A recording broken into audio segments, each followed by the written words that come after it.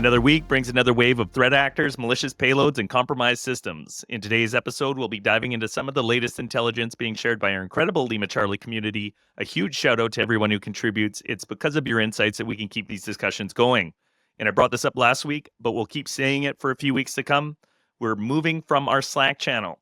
We have 1,700 members over there, and a lot of information gets shared, but because we're on a community edition, the history gets blown away. So Slack has the paywall set up. If you don't have a paid account, you have a limited amount of history. So we love the way Slack works, but it's really unfortunate that we lose all that collective knowledge we're putting together.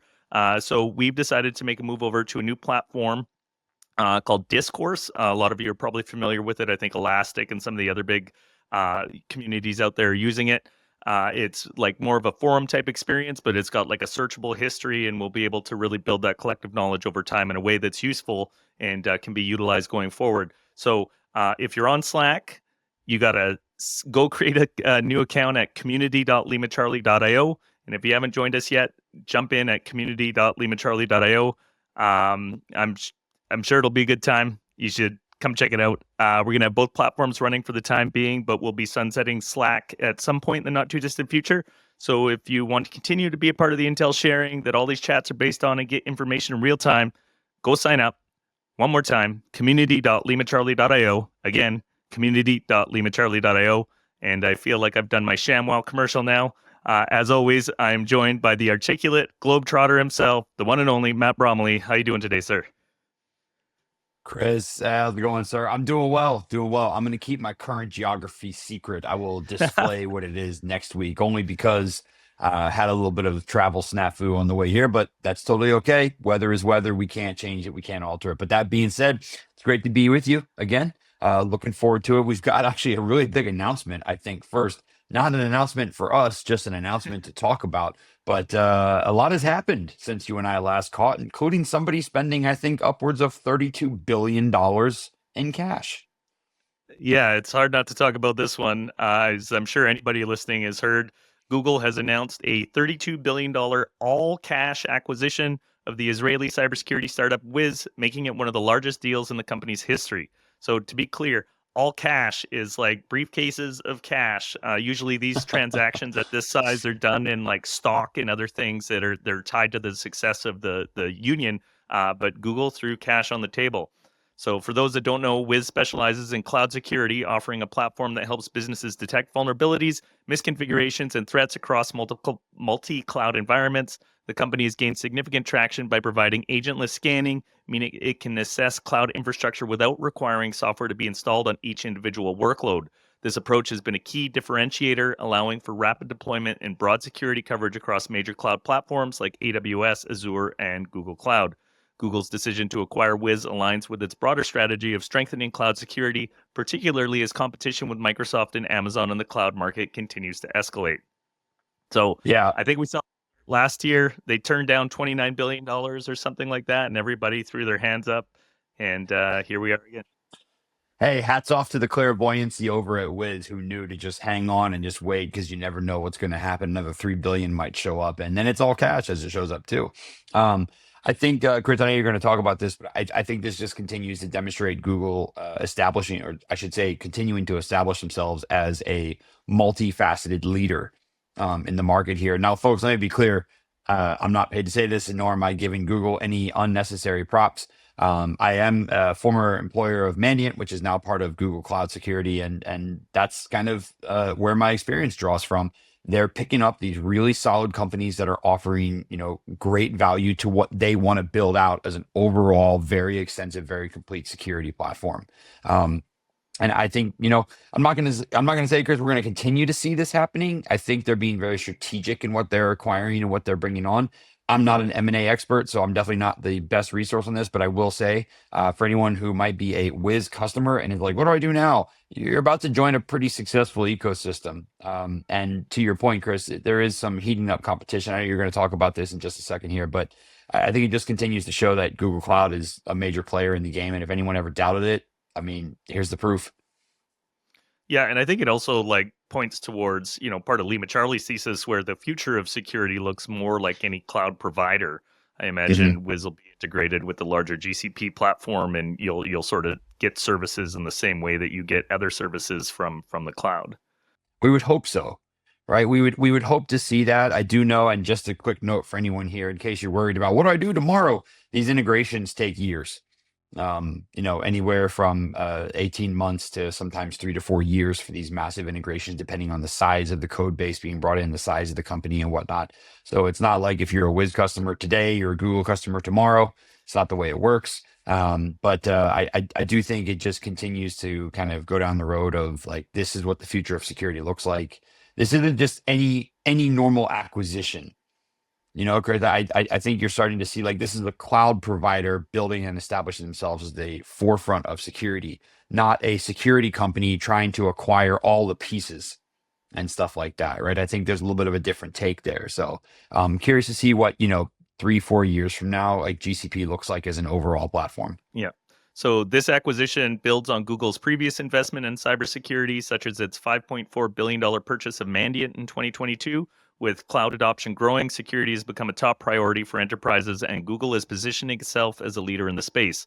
Wiz, which reached a valuation of $10 billion in 2023, has been on one of the fastest growing cybersecurity startups, attracting major enterprise customers and significant venture capital investment.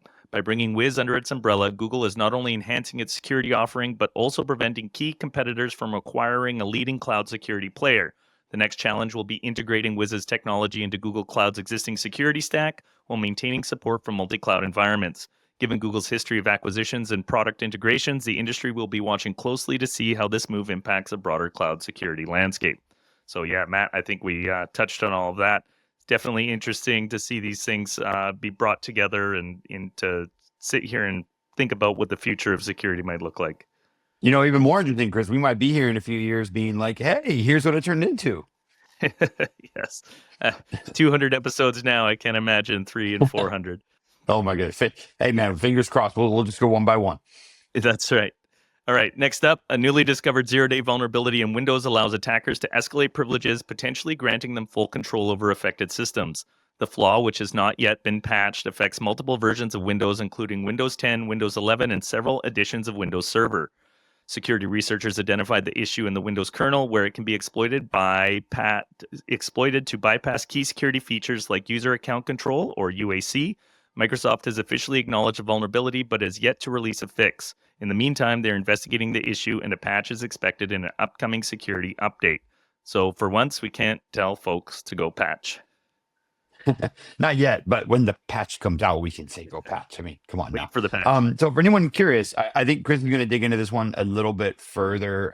We might have some more details about this one, but on the surface, for anyone who's curious, hasn't heard of this one, this is a vulnerability that will take advantage, or not will, but does take advantage of LNK files or shortcut or link files in Windows. It hides command line arguments inside of them that can then subsequently execute malicious payloads and everything like that. I want to be clear about some determination for someone here. Whenever you read, and this is Chris and I kind of quoting like the blog posts and the security advisories and things like that. Whenever you hear about, this vulnerability might be used to allow for complete computer takeover and that kind of stuff, what that really translates to is this is a thing that, right now there may not be any patches in place, and it can successfully run commands, or it can run code, which can lead to the running of an exploit kit or lead to the running of a C2 or something like that, right? It's also been in our experience that sometimes it leads to the running of a coin miner. So, who cares at that point? But point being, this is an abuse of LNK files. And where this gets super interesting, and Chris, I know you've got some more insight into kind of what's available and what's out there, but I do want to mention this came out to us from Trend, aka Trend Micro. They've given it kind of their own zero-day initiative code, which I don't think it tracks directly to the CVE or the CVSS or whatever, but they have their own Trend zero-day initiative thing, and they've identified this. Where it gets concerning is they've already identified nearly 1,000 of these things out in the wild. Furthermore, they've been able to link and tie those back to state-sponsored APT groups from North Korea, Iran, Russia, and China, which if you're a North American is pretty much the four aces. You got a full house at this point. And of course, the targets have been North America, Europe, Asia, South America, and Australia. So if you were to just kind of read this, you would read a crazy vulnerability that impacts all versions of Windows used by all the nation state threat actors and applicable to every single nation that's out there. Folks, let's be clear, easy with those tinfoil no hats. patch available. And no patch available and POC code out there, right? This is one of those situations where we've got a vulnerability or a zero day that's been detected. It is allegedly being used by multiple threat groups that are out there, meaning it's in the wild. It has been seen out there. But all this is a chance for us to, write detections, figure out how this stuff's been used, and then look for it in our environment until a patch comes out, and then actually get this thing kind of, tied down. And I swear we talk about LNK files about half a dozen times a year. Like, if those things are not instrumental to your business, it's probably something to consider disabling. That's going to be tough. Shortcut links and LNK files are inherently are an inherent part of Windows. For anyone who's familiar, done Windows forensics, you're going to know immediately, like, this is a valuable evidence source, number one. But number two, Chris, it's so integrated into how Microsoft does what it does, and it's so integrated into the user experience that it would be very tough. I think where it becomes maybe where the problem should be solved is we should look at different available telemetry sources, defenders, and then look for LNK files showing up in places we wouldn't expect them to show up, right? Even though they are integral to users and the user experience inside of Windows, they aren't files that users typically kind of carry around or move around or play with. They interact with them, but they're in kind of predefined locations. What I'm trying to get at here is you wouldn't expect to see an LNK file in email, right? That would not be normal. You wouldn't expect to see them in certain user locations. Technically, they can show up anywhere, but there's just things that you can kind of rule out as anomalies and say, hey, I wouldn't expect this thing to be in here. And then furthermore, if you see LNKs as part of a potentially malicious process tree, that's another huge indicator too that something is wrong in this case. Okay, yeah, I'm not much of a Windows guy. I thought it was like pinning stuff to the dock at the bottom of the screen and stuff like that. Yeah, no, it that's part of it. Like, part of those can be LNK files, but they show up in recents, they show up in start menu items. If I open a document, it shows up as something like a potential shortcut somewhere. It's an integral part of the operating system, and it's tough to say, hey, let's just turn that thing off. It's more, and this is the danger, right? This is the danger. This is the issue with vulnerabilities like this, is it is so inherently part of Windows. We can't just flip the switch and turn it off. We've got to find ways to detect and find them. All right. Well, there are already reports of the vulnerability being exploited in the wild, with evidence suggesting that targeted attacks are taking place. Additionally, proof of concept exploit code has surfaced online, raising concerns about widespread abuse by cybercriminals. Researchers warn that attackers could use this vulnerability to gain system-level access, install malware, steal sensitive data, or move laterally within networks. As a temporary measure, security experts recommend limiting administrative privileges, enabling endpoint detection response solutions, and closely monitoring system logs for unusual activity. Organizations with high security environments should take an extra precaution until an official patch is released.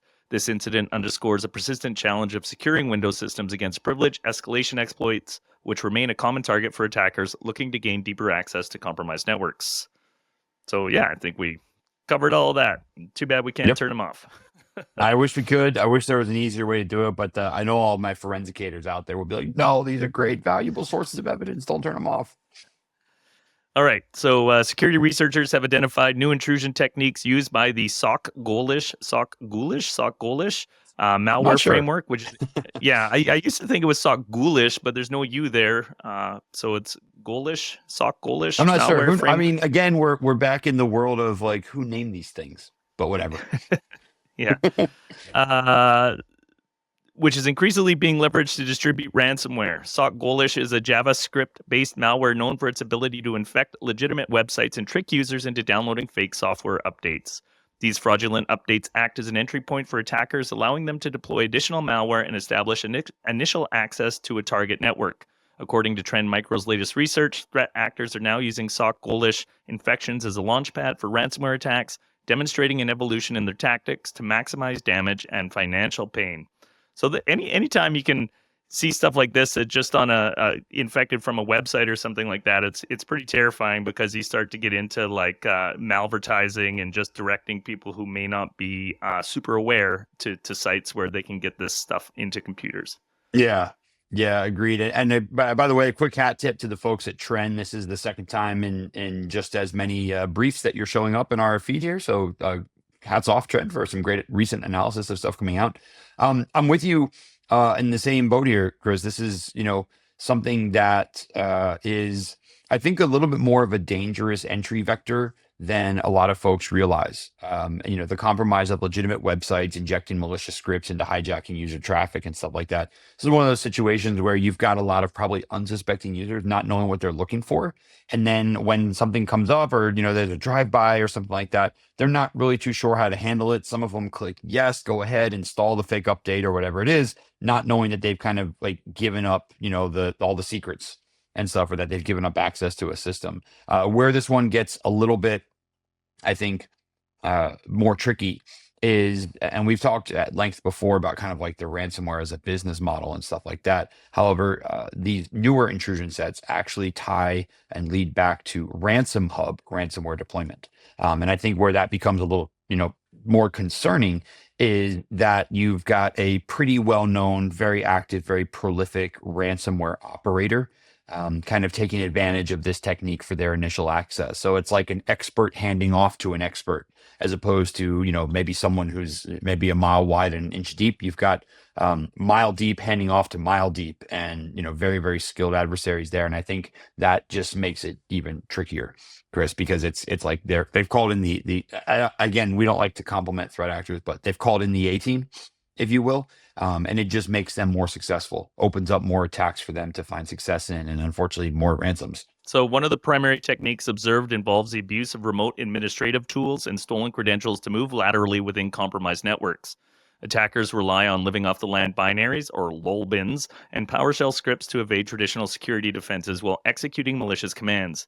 In many cases, after gaining a foothold, they deploy tools like Cobalt Strike to establish command and control, or C2 communication, exfiltrate sensitive data, and prepare the system for a full-scale ransomware attack.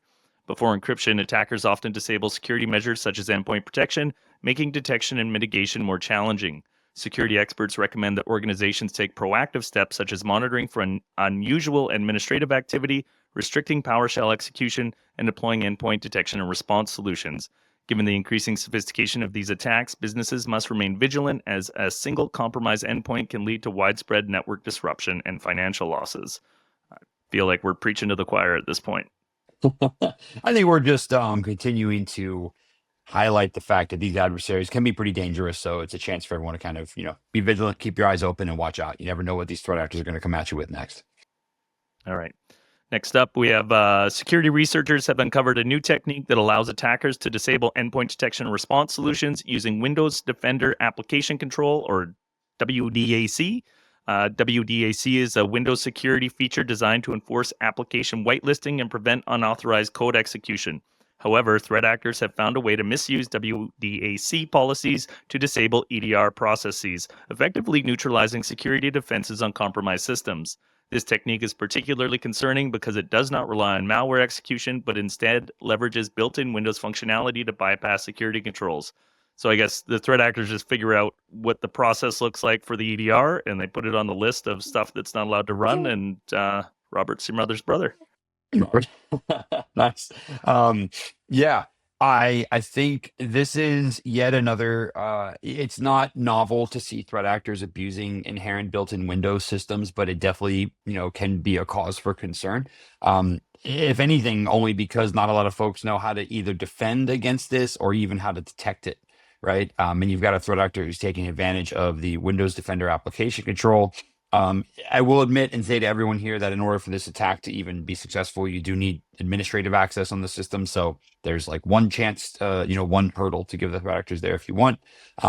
But interestingly enough, what it does is it allows them to essentially disable the EDR that's on the in the environment. I know Chris is going to talk about this a little bit further, but that becomes a pretty dangerous and risky capability for the threat actors to have, is when they can no longer necessarily need to say, oh, if it's this EDR, I don't know a way around it, or maybe they only have the ability to circumvent certain ones. Now they can just utilize this built-in Windows functionality, which is automatically enabled on Windows 10 and 11, and then Server 2016 and above, all the way up to 2025.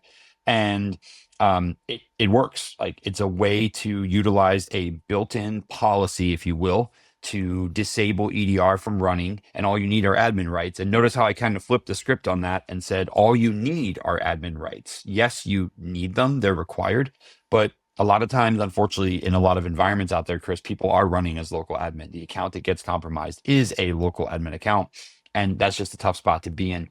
My advice for anyone here would definitely be to, first off, read up on the blog post. A hat tip over to Beasley Security, who I'd actually never interacted with before, but great post, number one. Number two, read up on this one. It does say they are working with some of the EDR vendors to look for indicators or look for detections to be put into place. Chris, I know you're going to talk a little bit more about some mitigations out there, but this is one that for anyone who's in charge of a Windows environment, I would recommend reading up on this and getting wise about this particular threat. I think there's some neat things to discover inside of your environment. So the attack involves modifying or deploying a malicious WDAC policy that blocks EDR components from running, preventing them from detecting or responding to threats. Since WDAC operates at the kernel level, its policies are enforced before most security tools can intervene. Researchers note that this method is stealthier than traditional EDR bypass techniques such as process injection or unhooking API calls because it does not generate typical indicators of compromise. To mitigate this risk, security experts recommend enforcing strict access controls on WDAC policy modifications, monitoring for unexpected changes to security configurations, and ensuring that administrative privileges are tightly restricted. As attackers continue to find new ways to disable security solutions using native Windows features, organizations must adopt a proactive defense strategy to detect and prevent these types of attacks. So, Matt, I'm curious, if I do manage to turn off EDR, how much time does that buy me to go to town and do whatever I want before somebody notices? Yeah, well, there's a catch-22 inside of that, Chris, which is that if the EDR doesn't know it's been turned off, how do you find out that it's been turned off, right? It's like turning the light off in a room that no one's in. Like, if no one's there to know that it's dark, how do you know?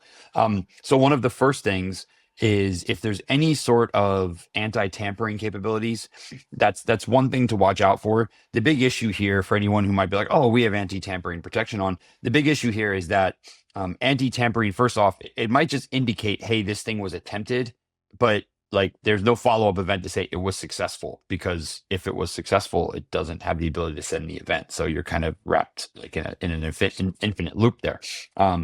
But the other thing to look for is unexpected differences in your EDR population. And I know that there are some tools out there that will assist with this, and you can even put alerts in and whatnot. Of course, this gets a little tricky because there are a ton of systems out there, laptops, for example, that I do expect to go on and offline all the time.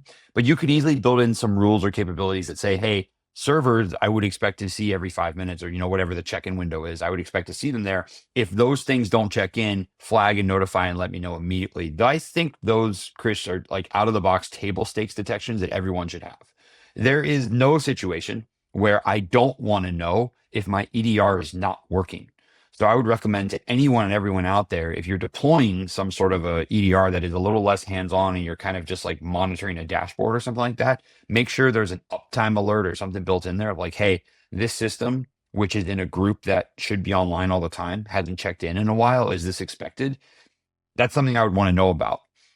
For me, this falls in the same category of like Windows event logs being cleared for a long time. And I still believe that's an event that you should alert on every single time, because if it's a threat actor, great, you caught them destroying evidence. If it's not a threat actor, there should be an admin right behind that who can say, oh yes, that was me. Otherwise, there's something suspicious going on. Same situation. Why did the EDR agent stop checking in? Oh, we're rebooting that system for known scheduled maintenance. Perfect. Security noted. Moving on, and we're done. Otherwise, why is this thing not reporting in? Because we need that telemetry. So that's the way I'd first go about approaching something like this, Chris, is like, don't rely on anti-tampering detection to work.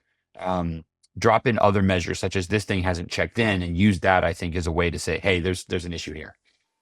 Would there be any way to correlate like activity from a particular endpoint on the network that would then correlate with the EDR being alive or not? because I get your point about laptops going offline, but if the EDR is not checking in and then I see traffic going through my network from this endpoint, I got to know something's up. Yeah, I mean, you're getting towards other types of telemetry now, which may or may not exist. A lot of organizations I know don't have that type of network insight.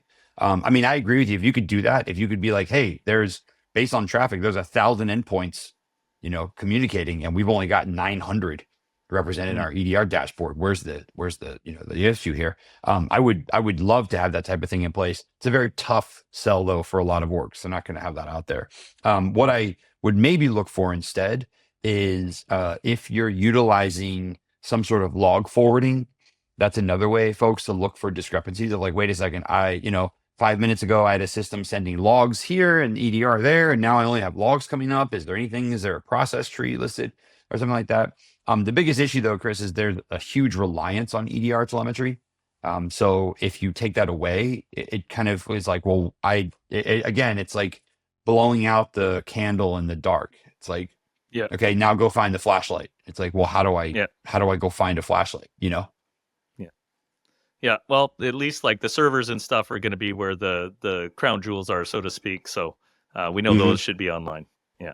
Yeah, absolutely. And that's kind of what I was getting at, was looking for the systems that you expect to be online. And then if those aren't there, account for it. And again, if you have an environment, everyone, I like to remind Chris, I like to remind folks of this.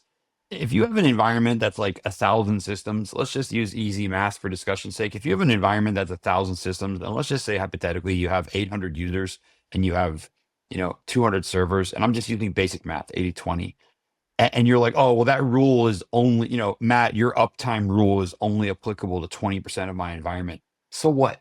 It's better than zero, right? It's better than zero. And I think a lot of times when it comes to like detection engineering, we tend to let perfection get in the way of progress of like, well, how do I build the rule that applies to my entire environment?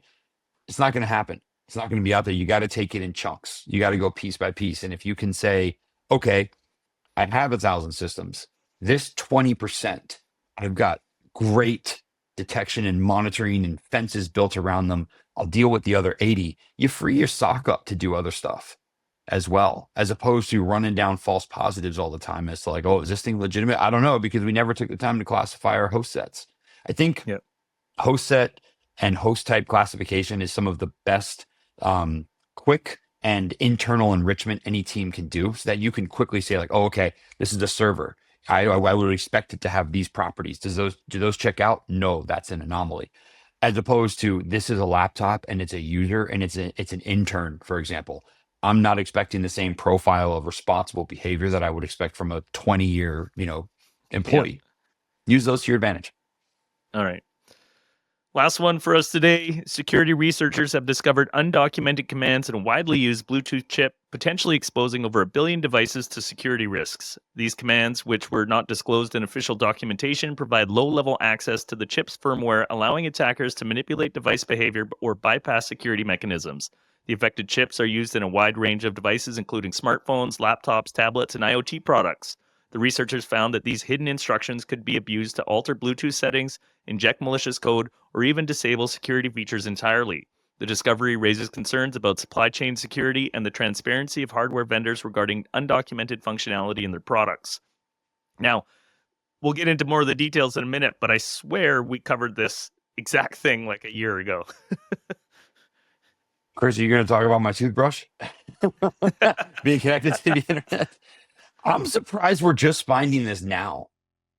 Like, how do you hide commands this long? How do you hide undocumented commands this long into something that's been used in over? By the way, I don't know about you, Chris. I feel like I'm either reading a Oracle Java slogan or a a McDonald's hamburger slogan of like, this chip is seen in over 1 billion devices.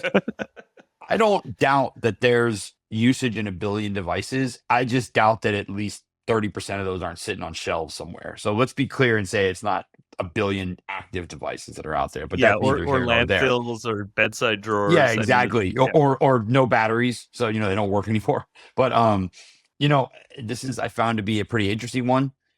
here, especially as this comes up. First off, I'm surprised it's taken this long. I feel like the moment something new comes out, there's people who just tear it apart. And the fact that this thing was able to get to this level of prolific deployment before anybody was like, oh my God, there's hidden commands in here. Um, who knows what they're used for? Who knows why they're put in there? I mean, I just got to remind everyone here, like in these situations, first off, we've already kind of talked ad nauseum about like what to do with IoT devices and networks and segment them and don't even connect them to the internet if you don't need to. The flip side of that is these commands didn't show up. They're not like, what are those things in Tron Legacy, the like entities that show up or whatever. That I forget what they're called, the algorithm, whatever they're called. But that being said, they don't just majestically appear. Someone had to go in and actually code these things. You know what I mean? Isomorphic algorithms, that's what they're called, isomorphs. These don't just appear out of nowhere. Someone had to go in and code these things. So I can't help, Chris, but start to wonder, like, why? Why'd you code this in there? Why'd you put it in here? Of course, the blog post starts off with made by a Chinese manufacturer. We're going to stop with that assumption right there and assume this was done maliciously. Maybe someone forgot to document. Who knows? It happens. But I find this to be one that, like, Chris, is not going to be solved by, okay, let's all burn down Bluetooth, right? I think this is a situation where everyone should be able to read this type of a blog post. And unless you're one of these manufacturers, if you're a consumer of these, your response should be, okay, good, I've got this stuff segmented off, so it shouldn't be that big of a deal. If you're running all these things on the same network, segment them. I mean, that's going to be your best approach here, your best way to mitigate this. Yeah. And if I understand it correctly, you still need to be within like the 30 feet that Bluetooth transmits to take advantage of this. So it's not a widespread 0 day that's going to take society down. It's That's more the other about thing. in the lab thing. Look at how smart I am. I figured this out. Anytime you've got a proximity requirement in there, as you do with Bluetooth, 10 meters, 30 feet, whatever it is, obviously that's going to limit your capabilities for exploitation as well. Yeah. All right, so exploiting these hidden commands requires proximity to the target device and specialized knowledge of the chip's architecture. However, once accessed, an attacker could gain significant control over Bluetooth communications, potentially intercepting or modifying data transmissions. In some cases, this could enable device tracking or man-in-the-middle attacks without the user's knowledge. Security experts warn that these undocumented commands could also be leveraged to create persistent backdoors, especially in high-value targets such as corporate networks or government infrastructure. To mitigate the risk, researchers recommend that manufacturers release firmware updates to restrict or properly document these commands. This discovery highlights a broader issue of undocumented features in hardware components, emphasizing the need for greater transparency and security scrutiny in embedded systems. And yeah, like to your point earlier, it is wild that given how widely Bluetooth is deployed and studied and hacked at, all the Flipper Zero folks out there, like it took this long for people to find these undocumented commands. And it kind of makes you wonder about like the chips in your vehicle, maybe the chips in some fighter jets or missiles. There's a lot of places these things can hide. You never know. Toothbrushes. You never know where they're going to show up. But this is, again, for anyone out there who's like, if you're a manufacturer of these devices, then you're listening to this podcast. First off, thank you so much. Number one. Number two, if you're someone who just utilizes these devices, please segment, or if you don't need to connect to the internet, don't. I want to be clear that when you see stats like, 1 billion devices, I think that's devices manufactured. I don't think it's devices sold. I don't think it's devices deployed. I'm sure there's a few 100 million sitting on shelves and that kind of stuff. But that being said, just, segment these things off if you need to. Don't connect them. Disable Bluetooth if you don't need to, or only use it when you need to. One of the devices that comes to mind for me, Chris, is, for example, I also sometimes worry about like the inherent danger here, so I've got a Bluetooth speaker, that I use like at the gym and stuff like that. And it's a Bluetooth speaker. It's exactly that. I connect it to my phone via Bluetooth. I play songs and then we're done. Someone takes root control of that thing via undocumented command. I'm like, okay, I'll just hold down the button and reset it and stuff like that. Like, I'm not connecting it to any sort of network. I think where the danger comes in for some folks, the perceived danger is, oh, I have an IoT connected device that also has Bluetooth built in. Therefore, there's maybe another way to get to it and that kind of stuff. It's a different protocol.